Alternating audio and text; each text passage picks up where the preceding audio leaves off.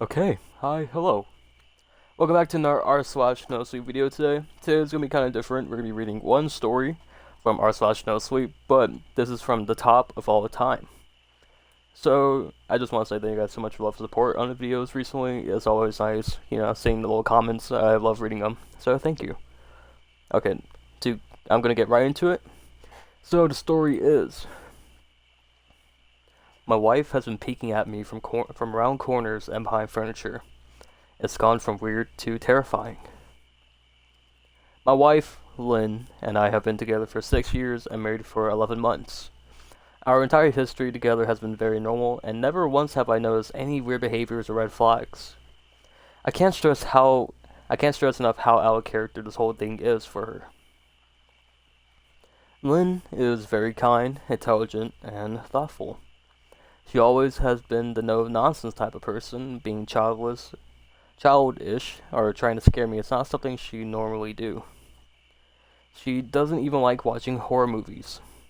When we first started dating, she agreed to watch The Shining with me because she knew how much I loved horror. She was so scared that she didn't even make it through half of the movie before we had to turn it off. She isn't into anything creepy, has never been to pranks. It's just not her cup of tea, and that's fine with me. But that's what's so strange about this. It's just so unlike her. I should also add that she never had any mental health issues as far as I'm aware. It doesn't run in her family, and I know some people are able to hide their mental health problems, but in the 6 years we've been together, I think I've seen some sort of sign. 2 months ago, I was in the kitchen making myself some coffee before work. I was running a bit late that morning, and I knew I wouldn't be able to make it to Dunkin' Donuts for my usual morning fix. I took a sip of my coffee as I hurried down the hall towards the front door. When I happened to notice Lynn peeking at me around the corner ahead of me. I could only see her eyes and a strand of her long dark hair hanging against the wall. The rest of her body was concealed behind the corner. I nearly spilled my coffee when I saw her. I did burn the shit out of my lips. Jeez, Lynn, I said, wiping the few drops of coffee out of my pants. You scared the shit out of me. She immediately popped out of view like a little kid that had been caught. I heard her scurry off towards the living room, and by the time I got to the front door, she was out of sight. It was really weird, and just totally out of character for her, like I said. But I also found it kind of funny that she was more playful and a little less serious. I shouted that I loved her, and called her a weirdo, as I shut the door behind me, and I heard her laughing. Her behavior was a bit odd, but it certainly wasn't something to call a priest over. I forgot about it by lunch, and by the time I got home, she was her normal self. I didn't bring it up, and neither did she, and life went on. The next incident happened 3 days later. It was around 2 a.m.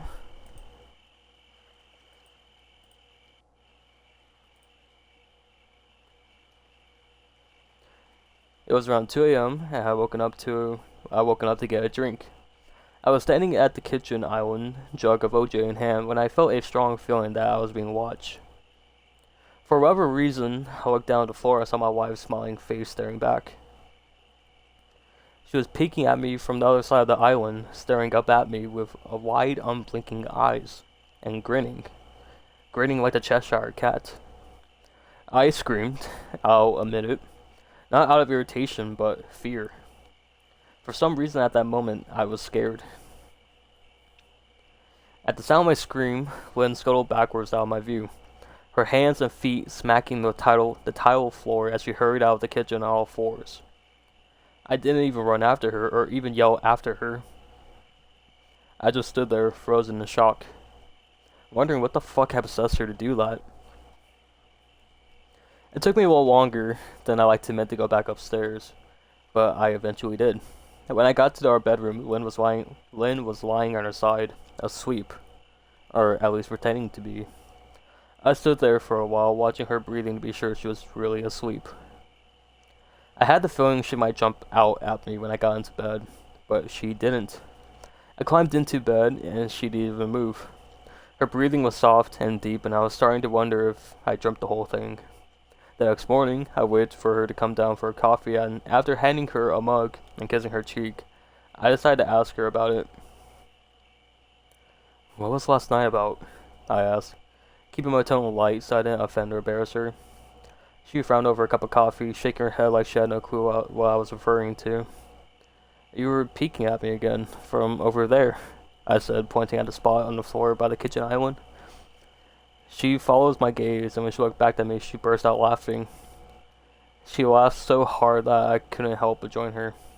You creep me the fuck out sometimes, you know that? I said. She giggled and set her cup on the counter and wrapped her arms around my neck.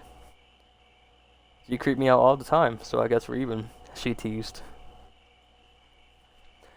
We said our goodbyes and I left for work. As I drove, I kept thinking about how creepy it had been seeing her grinning at me from behind the island like that. The sounds her hands made on the floor as she crawled away. I told myself she was just trying to be silly, just trying to join me in my love of all things horror. It's not like I was afraid of her, but it still didn't sit right with me. I started seeing her peeking at me more and more. Sometimes she'd be peeking out from behind the couch or living room curtains. Once she even managed to get inside her grandmother's old trunk that sits at the foot of our bed. I might not have even known she was there at all had the trunk's old hinges not given her away. She had the lid propped up just enough so that only half her face peeked through. She'd been grinning like an excited toddler. It was unnerving. I didn't even know what to say to her. All I could do was stare. When I finally found my voice, I asked her why on earth she was doing this, and she didn't answer. But she had slowly closed the lid, shutting herself inside the trunk. I just walked away feeling disturbed. I didn't understand why she was doing it, but it clearly made her happy. I just hoped she would tire of the game quickly. Lynn didn't peek at me for the next 2 weeks. I started to think she was done with her weird prank, and I was relieved. We were watching a show on Netflix one night, and I jokingly said that I hadn't seen her peeking at me lately, as she must have given up her spy game. She looked up at me with a small smile and said, "Maybe I just gotten better at it." I didn't say anything, but I wondered whether or not she was joking. For the next few days, I couldn't stop thinking about what she said. Was she still peeking at me when I wasn't looking and I just hadn't noticed? And if so, what the hell was she getting out of this? I started to feel paranoid, constantly checking where she was watching from around the corner or behind a door. I was jumpy whenever I was home and she wasn't in full view of me. I felt stupid and a little crazy. But after a few weeks without another incident, I began to relax.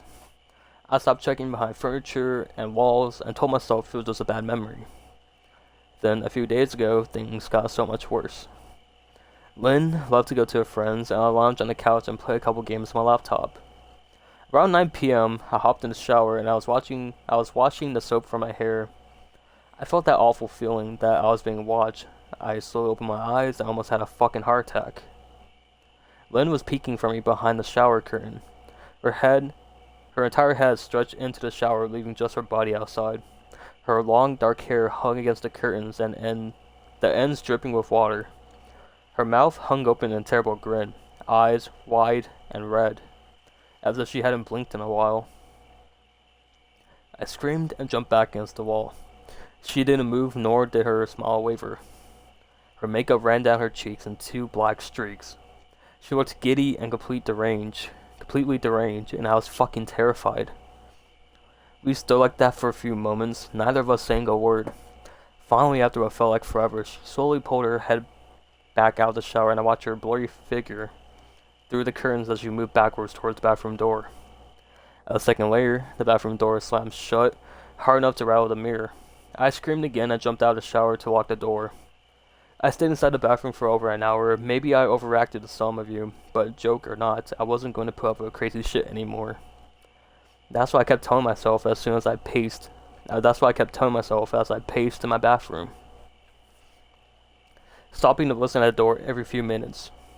Suddenly, I heard a muffled sound, and I pressed my ear against the bathroom door, straining to listen. I couldn't hear anything, but I visioned Lynn standing on the other side of the door, giggling at her joke. I felt a surge of anger. I was beyond pissed at being made to feel scared in my own house, and made to hide in the bathroom for an hour. All for what? Some joke? If it was a joke, it was an awful one. What the fuck, Lynn? I snapped. This shit is getting really fucking annoying. I waited for her to apologize or to call me a jerk, but instead I heard a faint moan. So quiet, I wonder if I heard it at all. Then complete silence. Lynn? I called out. Not able to even hide my shakiness in my voice. I got no response. Just my own heavy breathing.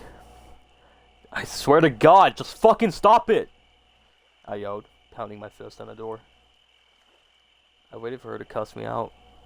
Something I would expect from me talking to her like that. I never screamed at her before, but there was just nothing. Just an occasional drip from the shower head. I won't deny that I was scared. Too afraid to even open the damn door and face my own life. I waited for another 30 minutes or so, which feels like a fucking lifetime when you're scared. Finally, I decided I wasn't going to spend another night hiding in my bathroom. So I got down on my knees and peered under the door. I almost expected to see a face peeking back at me, but thankfully I didn't. I could see straight down the hallway to the top of the stairs, but no Lynn. I didn't know if I should be happy about that or not. I looked for a few minutes, waiting to see her head pop up over the top of the step, but it never came. I stood up, my hand hovering over the door, and mentally prepared myself to open it. I slowly turned the lock with shaky fingers.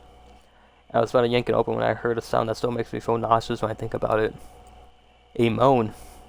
Louder than before, but this time I was able to tell just where it was coming from. I turned my head to the closet door as if in slow motion. I locked my eyes on my wife, who was peeking out at me from a slight gap. Her eyes were so wide as ever, and her mouth was hanging open in the most grotesque gaping smile I've ever seen.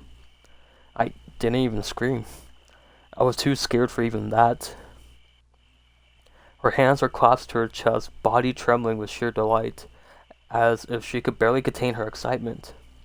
A short, raspy moan bubbled up from her throat, deep and raw, sending a shiver through my entire body.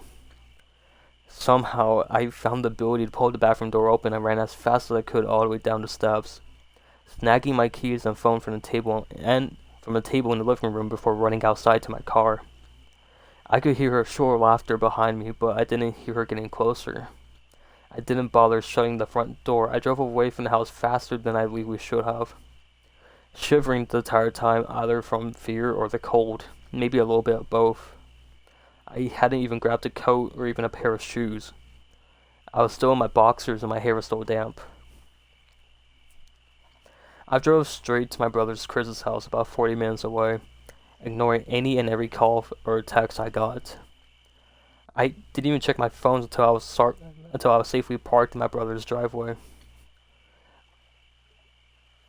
Lynn had called me 4 times and sent a flurry of texts, all wondering why I had gone and why I left like that. I threw my phone at the dash in a rage, furious at her nonchalant attitude. My brother and his wife were surprised to see me, especially dressed in just a pair of boxers, but told me to stay as long as I needed. Chris lent me some clothes and asked what happened. I told him Lynn and I had a fight, but I didn't even get into the details. I didn't want him to think I was overreacting, leaving my wife over a prank, even if it was a strange one.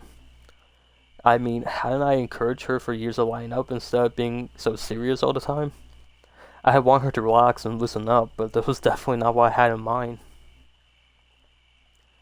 I tried to sleep on their sofa, but my brain wouldn't let me sleep. Every time I closed my eyes, I saw Lynn's face staring at me from inside the closet. Knowing she'd been in there with me the entire time, made my skin crawl. She never left the fucking bathroom at all. Instead, she slipped in the closet and slammed the bathroom door shut to fool me. The mere thought of going back home gave me anxiety. I tossed and turned, unable to sleep. Chris ended up giving me a sleeping pill, so I was able to get a little rest. My sleep was filled with terrible dreams, all of Lynn's smiling face. I woke up just as the sun started to rise. My sore body ached from the sofa, and I felt drained. I knew how to call Lynn at some point, but I didn't know what to say to her. I wouldn't be going home unless she gave me her word she'd never do any more creepy shit. I just wanted my wife back. Her normal, serious self never looked so good to me. I was contemplating calling her and telling her that when that familiar feeling came over me. I was being watched. I was staring at the ceiling, my heart in my throat, and I didn't want to look away, but the longer I ignored the feeling, the worse it got. My eyes drifted away from the ceiling almost on their own. Her face was pressed up against the window beside the couch, staring down at me with the same gaping smile. Drool dribbled down her lips, leaving two long streaks down the glass. I didn't know how long she'd been there, but something told me she'd been there quite a while. Possibly all night. I didn't bother screaming, though I was afraid. Anger trumped any fear I felt at that moment. I jumped up from the couch and pounded my palms against the glass. "Lynn, are you crazy? What the hell is wrong with you? Just go home!" I shouted. "Now!" She didn't move, and her ghastly expression never changed. If anything, her smile only grew, as if she had never been more elated. I could hear Chris and his wife moving around upstairs, as if Lynn could hear them from her place outside. Her head twitched slightly in their direction as she began to close her mouth slowly. Chris called my name from upstairs, obviously concerned. I turned to see him, and his wife Rebecca hurrying down the steps. When I turned back to the window, Lynn was gone. The only sign she'd been there was all the two streaks of drool still dripping down the glass. I tried explaining to Chris and Rebecca about waking up to see Lynn watching me through their window. They were skeptical. Who wouldn't be? Chris and I went outside to the spot in front of the window, but there was no footprints in the dirt. Just a slight indent. Animal, probably. Chris guessed, and I didn't argue. He and Rebecca assumed I jumped the entire episode, but they didn't understand, and I was too tired to explain it to them. I called out of work that day and turned my cell off. I didn't want to face Lynn. Just talking to her was too much for me at that point. I really started to believe something was irreversibly wrong with her, that no matter what promises she made, we'd never be the same again. The thought saddened me to my core. I cried most of the morning, and by noon I figured I was ready to confront her. Give her one last chance to explain herself. I could at least give her that after 6 years, I told myself. I turned my phone on and saw a dozen of texts she sent, all from a seemingly concerned wife. "Can we talk? I love you. Please call me. I'm really worried. Can you answer? Just come home." And more of the same. All the texts telling me she loved me and she wanted me home. How worried she was, and not a damn one addressing the crazy shit she pulled. Like she had been acting like a character from a Stephen King book. Even her texts were different. She'd normally texted novels just telling me to pick up a loaf of bread. You'd think she'd have more to say to me after her bizarre shenanigans. I know it probably seemed childless to some of you who are miles away from the situation, but if you saw the way Lynn had looked at me, how she scampered away on all fours like some wild animal, grinning at me from inside the closet like a lunatic, then you'd find my reaction warranted. I ended up staying with Chris and Becca for another night. I didn't wake up yesterday until afternoon, and thankfully I didn't see Lynn's face watching me through the window. I don't want to pry because it's not my place, but is this fight something that can be mended? Rebecca asked. She made us both a sandwich for lunch. I knew she wanted to breach the subject without seeming to be nosy. I don't know. She's like a different person, I said, choosing my words carefully. I still wasn't ready for her or Chris to know the full extent of the batshit craziness I've been dealing with. People change, Ben. But she's still the same woman that you married. Maybe you both just need to talk through your issues, whatever's going on. I'm sure it can be fixed. Oh, she said, ever the peacemaker. I thought Chris was talking. My bad. I I think it's beyond that now. I don't think talking will help. I just don't trust her. I said. The words stung in my heart. I missed and loved my wife, but how can I live with someone like that? Living in constant fear didn't sound too appealing. Lynn loves you. She has to be absolutely crushed, she said. I don't know about that, I said. Well, she certainly seemed like it to me. I'd never seen her so upset. Very much unlike the Lynn I know, Rebecca said, shaking her head sadly. It took a full minute for her words to really sink in, and when they did, I felt dread warming its way through my skin. Wait, what do you mean? You saw her? You saw Lynn? I asked, my mouth suddenly dry. Rebecca nodded casually, as if the fact was a nightmare fuel. Maybe for her it wasn't. She stopped by this morning just after Chris left for work, she said, cleaning the plates from the table. I didn't see her car, though. Maybe she took an Uber or something? Beck, what did she say? Did she come inside?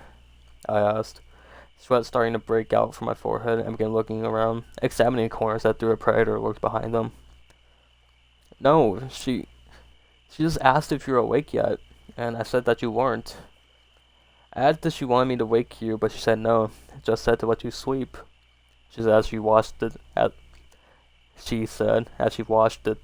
dishes. That's all? She didn't say anything else, I asked. No, she looked awful, though. Like she hadn't slept in days. I think you should call her. I got up from the table and thanked Rebecca for lunch. I would feel a little bit better at the knowledge that at least she didn't come inside. Still, I needed to do a double check that the doors were locked.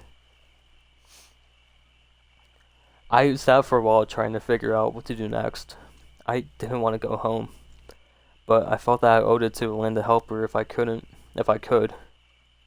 Hadn't I swore an oath to love and honor her through sickness and in health? Clearly, she was very sick. If she was sick, which I truly believe she was, I had to try and get her the help that she needed, but I didn't even know where to start. I didn't want to call the police, and besides, what the hell was I going to tell them? That my wife was peeking at me? That she was being creepy? As sorry as she'd been, she still hadn't committed any crime. Not yet, anyway. The police would have probably said that I was overreacting, but this wasn't some prank. It felt wrong. Dangerous, even. Like something sinister lurked beneath her smile. I knew as her husband I was well within my right to have her committed. But what if she simply acted normal in her presence? What if she simply acted normal in their presence? She obviously been able to fool Rebecca into thinking that she was just a concerned wife. As long as the doctors didn't find her a danger to herself or others, they had no choice to release her after 72 hours. I felt lost and overwhelmed. So I did what any husband in my position would do. I called her mother. I didn't want to. Believe me. Her mother, Marianne, and I were never on the best terms. We never fought or anything like that, but she just wasn't a very warm person, and wasn't really easy to get along with. She hardly ever smiled, and when she did, only her lips would move into a thin-lipped smile, leaving her eyes as blank as before. She gave off this aura that she was permanently on the offensive. I only met her twice, and both times were for such short visits. I got the impression she didn't approve of me for her daughter. Lynn always ushered us out quickly, and she didn't want me to feel uncomfortable, which I was grateful for. Being in her mother's company almost felt unbearable, like walking on glass. I was glad when she moved 3 states away so we didn't have to see her often. I was happy to avoid the woman, but I needed her help. I really didn't want to talk to her at all, but I had to talk to someone, and someone who knew Lynn better than I did. So I grit my teeth and did what I had to do.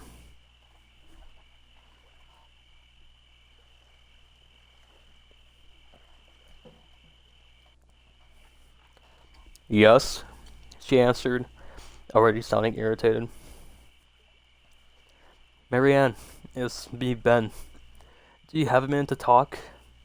I asked. I could hear her clucked tongue and irritation. I'm in the middle of writing some checks, but if you insist, I suppose I can spare a moment. What is it that you want to discuss, Benjamin? She said. Coolly? Coolly? It's about Lynn. She's been acting strangely, and I was wondering if you had any idea whether there was something. I was quickly interrupted. It's a bit difficult to follow your rambling, Benjamin. What is it that you want from me? She asked. I could almost see her standing there in her thin sweater and slacks, tapping her fingernails impatiently on the table. I wanted to know if you ever noticed any odd behavior, or possible any mental health issues? I asked, and there was a long, uncomfortable pause that I couldn't tell because she was just thinking, or something else. Finally, after a few seconds, she spoke. I'm not sure if this is one of your jokes, Benjamin, but if so, I don't find the humor in it. Now, I do have business to attend to, as I said. So if you don't mind, she said, but I cut her off before she could get rid of me. Marianne, this is not a joke. I'm sincerely concerned about Lynn's mental health. Her behavior has been very erratic lately. I'm very worried about her, and I figured, as her mother, you will be as well. I said, my frustration evident in my voice. If you are truly concerned, I suggest you get the health professionals involved. I don't know what you expect of me, she snapped. I could tell she was seconds away from hanging up, and for some reason, I was desperate not to let her. I had the feeling that she knew a lot more than she was letting on. Please, it's not for me. Do it for Lynn. I tried. I heard a faint, shaky intake of breath as she was trying to hold her steely persona together, but failing. Marianne? What's wrong? I started. Benjamin, I don't know what to tell you. My only advice will be to seek professional help. Do not call here again. Goodbye. I tried to call out to her, but she hung up. I tried to wrap my head around the call and her refusal to help me. Even though she didn't like me, why wouldn't she want to help her own daughter? I couldn't understand that. I tried to replay the conversation, desperate to find something I missed. After a while, I almost gave up. Until I remembered her last words to me. Seek professional help. She said those words with a bit of urgency, and I could have just been grasping at straws, but no. I was sure her voice changed ever so slightly when she said that, as if they were very important. What had she meant? I assumed that she'd been referring to medical professionals, but maybe she was referring to somebody else. Someone that she didn't, for some reason, feel comfortable saying directly, or maybe I was just desperate. I waited for Chris to get home, and after a very long and exhausting conversation with him and Rebecca, I convinced them that Lynn truly needed psychiatric help. I didn't tell him everything I wasn't prepared to go into yet, but I told him about our last encounter, how she hid in the bathroom, peeking at me from the closet. They were obviously shocked, but thankfully they believed me. They too just wanted to help her. So they didn't think it was all that serious. Weird, maybe, but not dangerous. They just kept saying that Lynn had to be playing some kind of a joke. Maybe for YouTube? Rebecca offered, if only half-heartedly.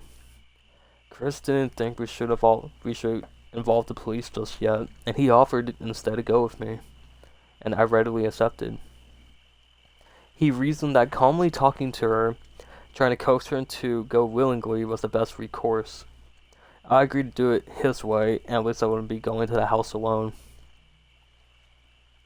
We drove over this morning, and just after breakfast, there was no way I was going at night. When we pulled into the driveway, my stomach began doing somersaults. Her car wasn't there, but still I left my guard down.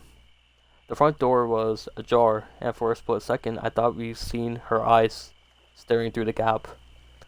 I was shaking and starting to sweat. Chris, however, was fine.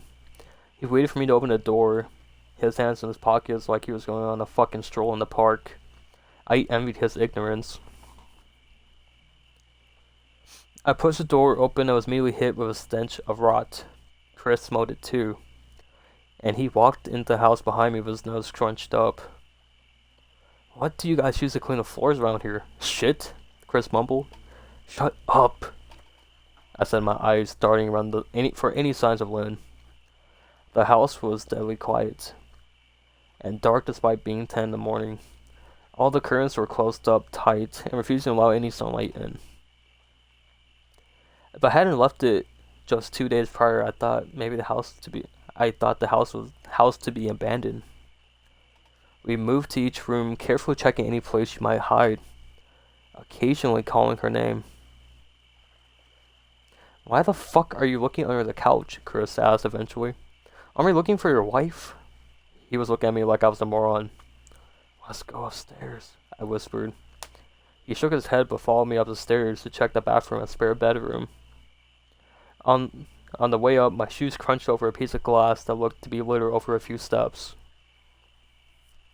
I noticed that one of Lynn and my wedding portraits that hung over the wall of the staircase had been smashed. The frame hung crookedly, all the glass removed. I stared at the picture, a lump formed in my throat. We had taken the photo just after leaving the church. After saying our vows, she looked at me so beautiful in her white gown. I looked at Lynn's beautiful face, and I never dreamed her face would be a source of terror for me. We climbed the rest of the steps and checked the spare bedroom, but it looked completely untouched.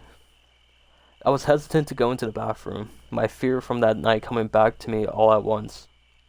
Chris noticed and offered to go in by himself, but I just couldn't let him do that, so we walked in together. Checking the closet and the shower, the bathroom looked as if it had been touched since that night I left. "I don't think she's here, Ben. Why don't you pack some clothes and we'll try coming back tomorrow or something," Chris said.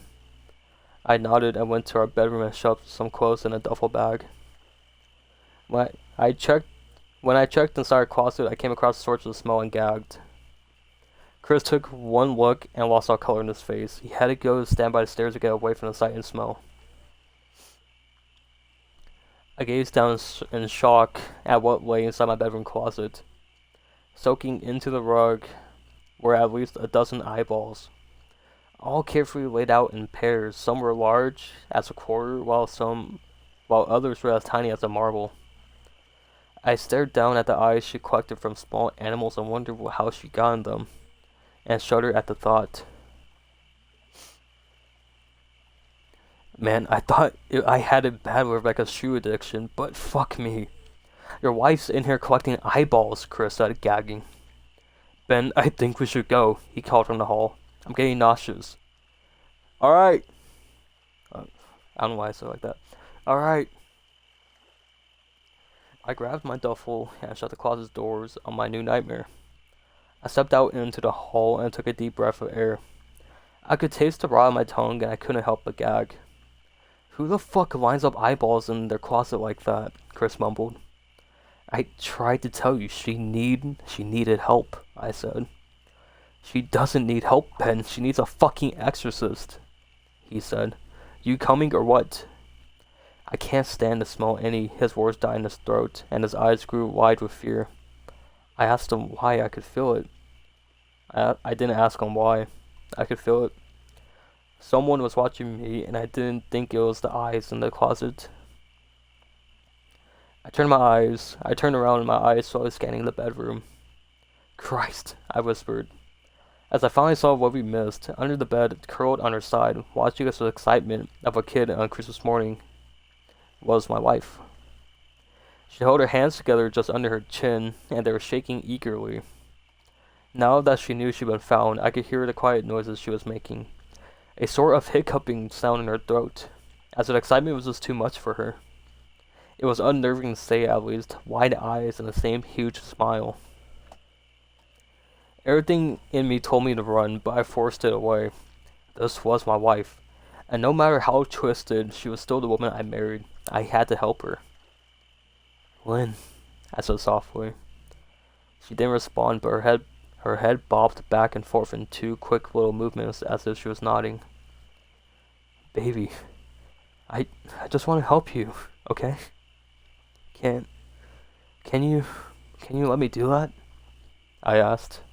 I had taken a single step forward, approaching her like some kind of dangerous animal.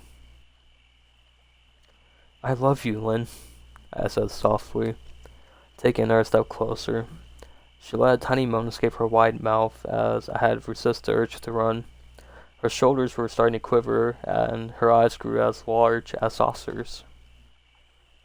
I crouched down so I could see her better, and immediately saw the blood. Her hands were covered in it. They trembled more the closer I got, as if she was barely able to contain herself.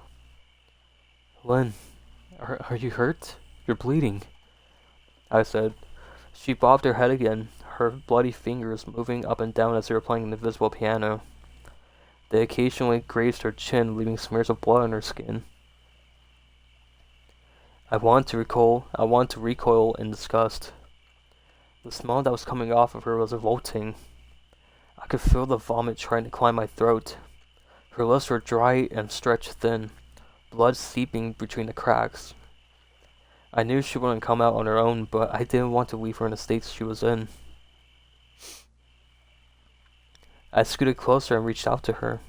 The excited hiccuping sounds got louder as her hands shook, fingers flexing.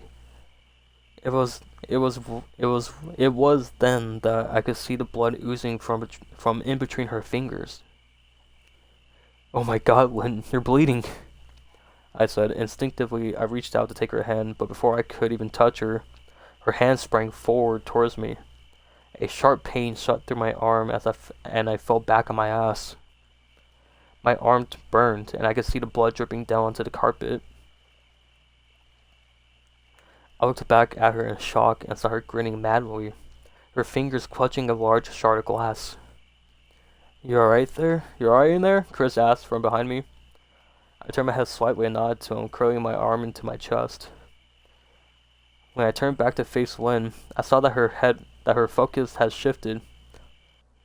She wasn't looking at me anymore, and she wasn't smiling anymore.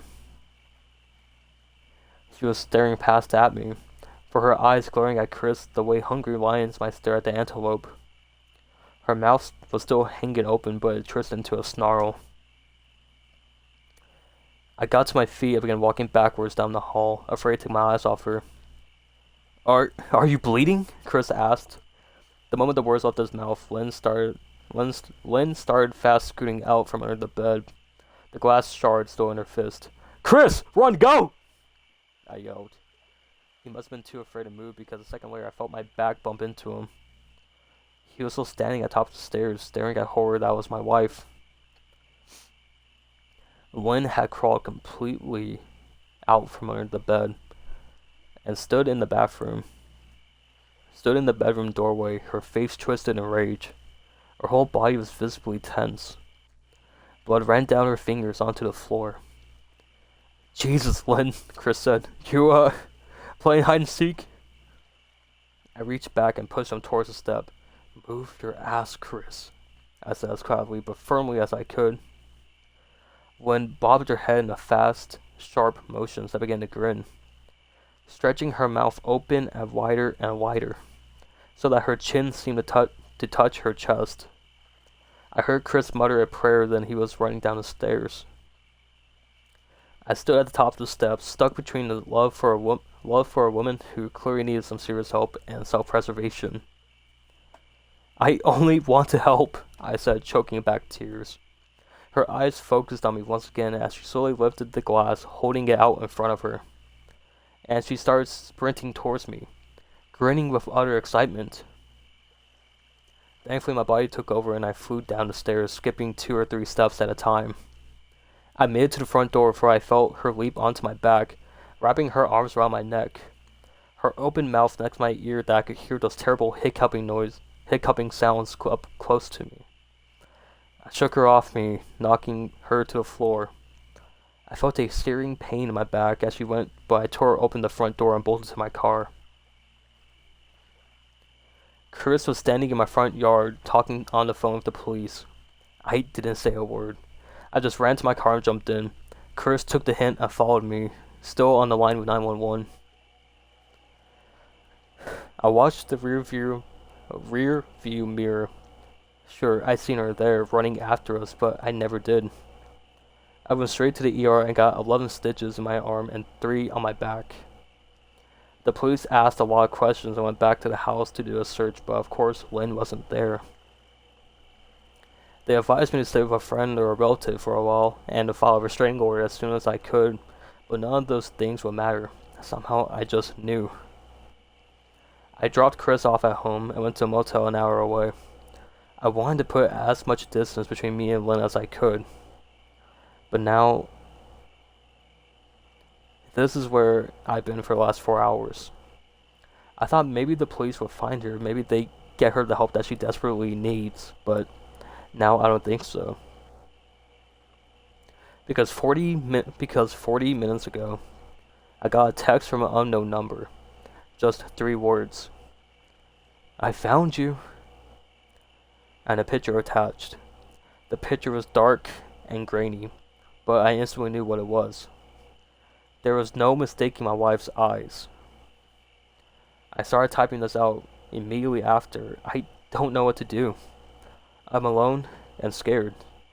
I can't help but feel that I'm being watched. So, are you scared? So, that was... My wife has been peeking at me from around corners and behind furniture. It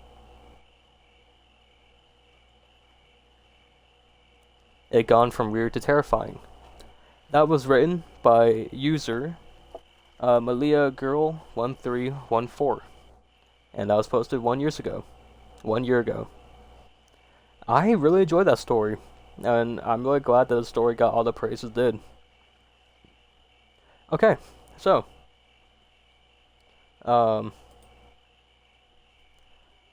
for those that don't know, this is edited in one take. This is unedited, one take story. I do not own any of the copyright material in the story, so, you know, if you do want to have me remove the video, I do have my business email on my page. Go through that if you want to take the story down. I do this for fun, recreational. I really enjoy reading stories, so, you know, this is why I do this. I make no money off this, but if you still want your video taken down, if you want your story removed from the video or taken down, free email me. But, yeah. So, if you all enjoyed this video, feel free to leave a like and subscribe. That tells me to make more of these. Hopefully you all enjoy kind of like the longer video for like 1 stories. I usually try to do like 2 stories a video, but I want to know if you guys enjoy one video a lot more than like 1 story that is just a lot longer than 2 combined. But I don't know. I want to see your guys' feedback on this. So yeah. Okay, so I don't want to keep you guys here any longer. I want to say thank you guys so much for watching the video. If you guys watched it, see you guys later. Bye everyone.